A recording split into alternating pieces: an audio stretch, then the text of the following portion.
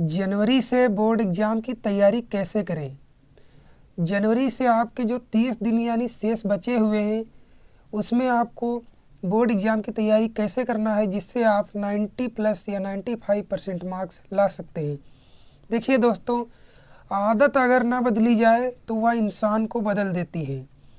अभी तक आपने पढ़ाई नहीं की, जनवरी बीत गई है, दिसंबर बीत गया है और जनवरी चल रहा है, नया साल आ गया है और अगर आपने आदत नहीं सुधारी तो आप टॉपर कभी नहीं बन सकते हैं।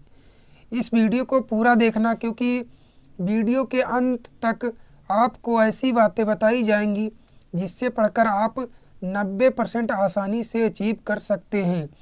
देखिए, आपको अब टॉपर की तरह पढ़ना है क्योंकि टॉपर बिल्कुल चालाकी से पढ़ते हैं और अगर आप उनकी तरह पढ़ेंगे तभी आप 90% ला सकते हैं। देखिए, वीडियो को पूरा देखना, वीडियो के पूरा देखने से ही आपका फ़ायदा होने वाला है और मैं आपसे प्रॉमिस करता हूँ कि इस वीडियो को अगर पूरा देख लिया तो आपके 90% लाने से कोई नहीं रोक सकता है।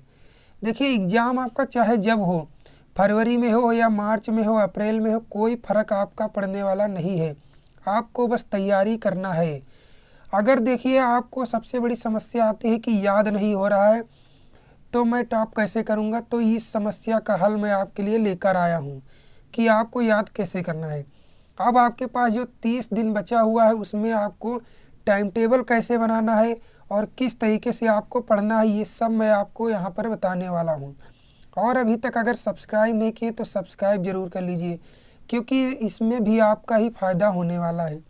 अब देखिए, आपके पास जनवरी फरवरी 2 महीने बचे हुए हैं। अब इसमें करना क्या है आपको, सबसे पहले अगर आपने नोट्स नहीं बनाई है तो नोट्स बनाना स्टार्ट कर दीजिए। और आपको पढ़ना क्या है, एनसीईआरटी पढ़ना है आपको। मैं कई बार आपको ये बात बता चुका हूँ, आपको एनसीईआरटी ही पढ़ना है और उसका नोट्स बनाना है। और यहाँ से अगर आप क्वेश्चन बैंक से तैयारी करेंगे, प्रीवियस ईयर क्वेश्चन बैंक से तैयारी करेंगे, मॉडल पेपर से तैयारी करेंगे तो 80% प्लस आसानी से पा सकते हैं। लेकिन अगर मैं आपको जो टिप्स बताने जा रहा हूँ अगर इसका भी फॉलो करते हैं तो आप जो है 90% पार कर सकते हैं आसानी से। अब देखिए, आपके पास फिक्स टाइम बचा हुआ है तो इसमें आप चाहे जितनी देर पढ़ सकते हैं। मन चाहे तो आप 8 घंटे पढ़िए, 6 घंटे पढ़िए, जितना मन चाहे आप पढ़ सकते हैं। आपके हिसाब से आपको पढ़ना है। देखिए, टॉपर कैसे पढ़ते हैं, वो बहुत ही चालाकी से पढ़ते हैं।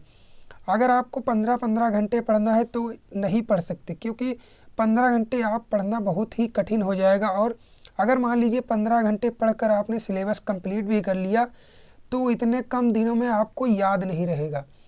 तो देखिए, आपको करना क्या है, सबसे पहले 5 ईयर्स प्रीवियस ईयर क्वेश्चन उठाना है। 5 साल के पिछले जो साल के क्वेश्चन बैंक है उससे पढ़िए या 5 ईयर्स के क्वेश्चन उसको उठाना है और उसको एक कॉपी में नोट डाउन करना है कौन से क्वेश्चन पूछे गए हैं। और उनको आप अगर तैयार करते हैं तो आपके 80% प्लस मार्क्स आसानी से आ जाएंगे। अब देखिए, हर क्वेश्चन हर साल तो रिपीट नहीं होता है लेकिन 2-3 साल बाद आपका क्वेश्चन रिपीट ही होता है। तो यहाँ से जो आप 5 ईयर क्वेश्चन उठाएंगे यहाँ से आपको बहुत ही आसानी से सारे क्वेश्चन मिल जाएंगे जो पिछले साल तक पूछे गए हैं। और हर सब्जेक्ट में आपको यही करना है, हर सब्जेक्ट के प्रीवियस ईयर क्वेश्चन लेना है और क्वेश्चन नोट डाउन करके उनको आपको तैयार करना है, पहली बात।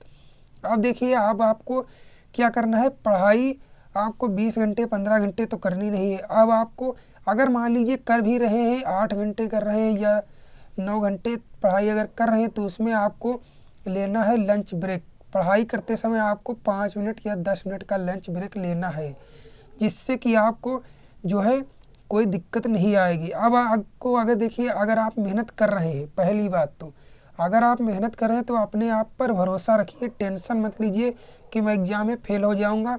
अगर आप टेंशन लेते हैं तो आधी मेहनत आपकी बेकार चली जाएगी। रिजल्ट आपका बेहतर आएगा अगर आपने भरोसा रखा है अपने आप पर। देखिए, अब आपको पढ़ाई कैसे करनी है मैं आपको बताने जा रहा हूँ। सबसे बड़ा जो प्रॉब्लम आता है कि यहाँ पर आपके आसपास के लोग जो हैं आपके लिए डिस्टर्ब बन जाते हैं क्योंकि आपके लिए माहौल नहीं बन पाता है कि आप पढ़ाई कैसे करें। तो आपको करना क्या है, एक अलग कमरा लेना है अब और उसमें आपको अकेले पढ़ाई करना है क्योंकि आप जो है छोटे छोटे अगर बच्चों के साथ रहेंगे तो शोर होता रहेगा, तो आप पढ़ाई नहीं कर पाएंगे। इसलिए अपने आप को माइंड में बिल्कुल अकेला रहकर ही पढ़ाई करना है, और अलग कमरे में जितना हो सके आप डिस्टर्ब से बचिए। ये जब आपके पास शोर कम होगा आपके आसपास, तो आप आसानी से चीज़ों को याद कर सकते हैं। और दूसरी बात जो है, यहाँ पर आपको लेट कर पढ़ाई बिल्कुल भी नहीं करना है कि बिस्तर पर लेट कर पढ़ाई करिए, तो लेट कर पढ़ाई नहीं करना है। और आपको अब क्या करना है, डेली गोल सेट करना है। एक पेज पर अपने डेली गोल सेट करिए कि मैं अगले दिन क्या पढ़ूंगा, उसको नोट डाउन करिए, और अगले दिन उसको ज़रूर पढ़िए कि मैंने कितने क्वेश्चन तैयार किए हैं, मैंने कितने चैप्टर तैयार किए, और आज कितने चैप्टर हमको तैयार करना है, क्या क्या पढ़ना है, कितना बाकी है, ये सब आपको एक कॉपी में नोट डाउन करना है। और अगले दिन के लिए क्या गोल सेट किया है उसके लिए भी आपको नोट डाउन करना है और अगले दिन पढ़ना है। अब देखिए याद कैसे करें। अब देखिए आपको बताने जा रहा हूँ याद कैसे करें।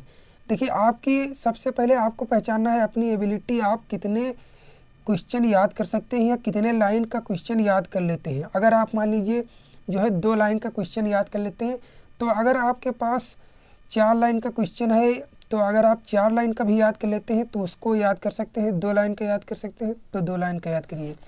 अब देखिए जैसे आपके पास लॉन्ग क्वेश्चन है तो उसको कैसे याद करना है।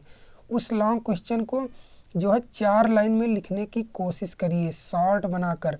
चाहे जितना भी लॉन्ग क्वेश्चन हो उसको आप 4 लाइन में शॉर्ट बनाकर लिखिए और 4 लाइन में याद करने की कोशिश कीजिए। तो इस तरीके से आपको बहुत ही आसानी से याद हो जाएगा, क्योंकि आपकी कैपेबिलिटी है 4 लाइन याद करना। और चाहे जितना भी लॉन्ग क्वेश्चन हो, अगर आपने उसको 4 लाइन में लिख लिया फिर याद करते हैं तो याद हो जाएगा। और फोकस स्मॉल आंसर, आपको स्मॉल आंसर पर भी फोकस करना है, सिर्फ लॉन्ग क्वेश्चन पर ही नहीं। तो इस तरीके से अगर आप पढ़ाई करते हैं तो आपका बेहतर रिजल्ट आएगा। और तब तक के लिए जय हिंद, जय भारत, और सब्सक्राइब जरूर कर दीजिएगा। Thank you.